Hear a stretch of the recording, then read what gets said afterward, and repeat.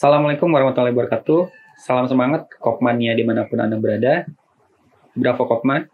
Alhamdulillah wa syukur ala nikmatillah, asyhadu an la ilaha illallah, asyhadu anna Muhammadan abduhu wa rasuluh, la nabiyya ba'dah. Allahumma shalli ala sayyidina Muhammad wa ala sayyidina Muhammad. Segala puji serta syukur marilah kita panjatkan kepada Allah Subhanahu wa taala yang mana hingga sampai saat ini kita dapat merasakan nikmat-nikmatnya yang tak terhingga, yaitu nikmat sehat, nikmat iman, serta nikmat ibadah, yang mana sehat ini merupakan salah satu nikmat yang sangat mahal ya, yang saat ini kita rasakan. Salawat serta salam tak lupa kita selalu berikan kepada Nabi Muhammad SAW, kepada keluarga serta para sahabatnya, yang mana semoga kita selalu mengikuti teladannya beliau hingga hari akhir. Yang pertama, saya mengucapkan terima kasih banyak kepada pengurus Kopma yang telah mengizinkan saya untuk bersilaturahmi, bersapa kembali kepada teman-teman semuanya. Sebelumnya saya panggil teman-teman ya, karena meskipun kita beda generasi, tapi semangatnya kita selalu kooperasi gitu. Nah, hari ini diminta untuk sharing video ya, meskipun keadaan seperti ini tidak mengurangi semangat kita untuk terus mencintai koperasi mahasiswa yang mana saat ini kita berada di dalamnya. Menarik, saya diberikan tema tentang organisasi dan badan usaha Kopma ya. Nah, ini sebelumnya saya ingin bercerita bahwa dulu ketika menjadi mahasiswa, organisasi yang paling pertama buat saya tertarik adalah koperasi mahasiswa ya. Kenapa? Karena dulu itu ketika masa orientasi siswa dijelaskan tentang bagaimana keasyikan di koperasi. Nah, hal ini yang membuat saya tertarik untuk bergabung di koperasi mahasiswa. Karena menurut saya ini hal yang berbeda dengan organisasi lain gitu. Di koperasi ini tidak hanya belajar tentang bagaimana kita berkomunitas, tapi juga kita belajar ya, dan juga menjadi profesional untuk menumbuhkan perusahaan kita gitu. Sesuatu hal yang berbeda di mana koperasi ini dengan perusahaan, kalau kita bandingkan ya, koperasi ini dimiliki oleh mayoritas anggotanya gitu. Sedangkan kalau perusahaan dimiliki hanya beberapa orang saja gitu, atau mungkin foundernya saja. Yang mana kalau kita bandingkan nih ya, pertanyaannya adalah kira-kira menurut teman-teman ya, seharusnya yang lebih maju orang yang berkepala banyak atau orang yang berkepala yang sedikit gitu. Dalam artian berkepala banyak adalah para pemikir hebat, para pencetus-pencetus ide luar biasa yang dimana ini koperasi gitu. Kira-kira menurut teman-teman yang mana itu? Dibandingkan dengan perusahaan tertentu yang dimiliki oleh beberapa owner atau founder atau pemilik saham aja. Nah, kira menurut teman-teman seharusnya yang lebih maju yang mana? Seharusnya yang lebih maju adalah koperasi itu. Pertanyaannya kenapa saat ini koperasi sulit maju? Nah, ini adalah tantangan buat teman-teman ke depannya ya.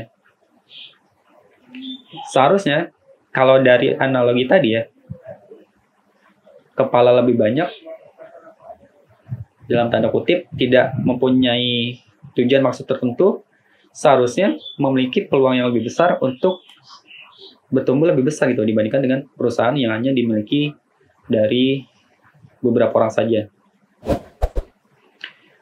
Nah, ini juga sesuai dengan Undang-Undang Nomor 25 Tahun 1992, di mana koperasi merupakan badan usaha yang beranggotakan orang seorang atau badan hukum koperasi dengan berlandaskan kegiatan berdasarkan prinsip-prinsip koperasi sekaligus sebagai gerakan ekonomi rakyat yang berdasar atas kekeluargaan. Ya. Nah, secara garis besar ini merupakan gerakan ekonomi rakyat.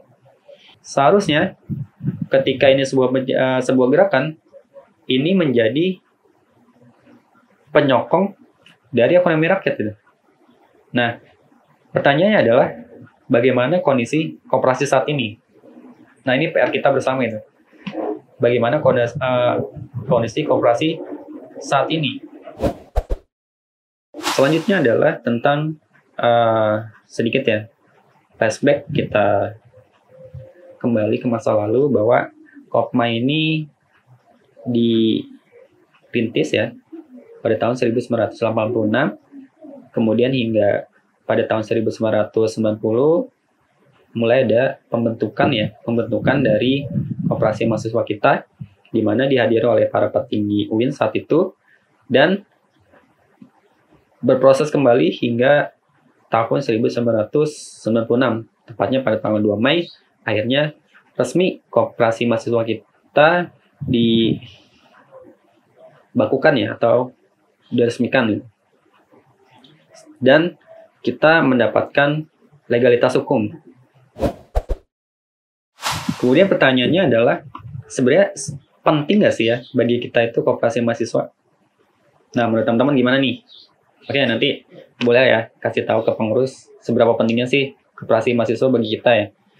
Nah, ketika dulu itu saya berharap bahwa ketika saya masuk di Kopma itu, saya mendapatkan ilmu tentang bisnis itu. Tentang bagaimana kita mengelola usaha. Nah, ini semuanya ternyata luar biasa banget ada di koperasi mahasiswa gitu. Nah, yang pertama, bagaimana kita dapat mengelola suatu bisnis atau usaha secara sustainable gitu, atau secara berkelanjutan ya. Tidak hanya dari berdiri hingga sekarang, bagaimana kita memikirkan pertumbuhan dari koperasi mahasiswa kita ini. Ini menjadikan kita untuk terus berkembang, menjadi seorang pengelola yang baik, menjadi seseorang yang mempunyai jiwa entrepreneurship gitu ya, yang mempunyai karakter di mana tidak dimiliki oleh unit organisasi mahasiswa lainnya itu. Ini sesuatu yang menurut saya menarik ya. Yang kedua adalah bagaimana kita juga dapat mengembangkan dari minat bakat kita.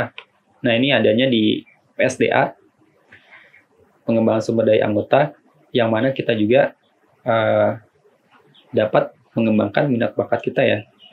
Dari banyak ya, sekarang mungkin ada klub-klubnya ya. Mudah-mudahan nih hingga sampai saat ini masih terus berjalan. Meskipun dalam keadaan pandemi seperti ini, yang ini merupakan tantangan tersendiri gitu bagi pengurus yang saat ini menjabat. Yang ketiga, ya, kita juga ditempa menjadi seorang entrepreneur.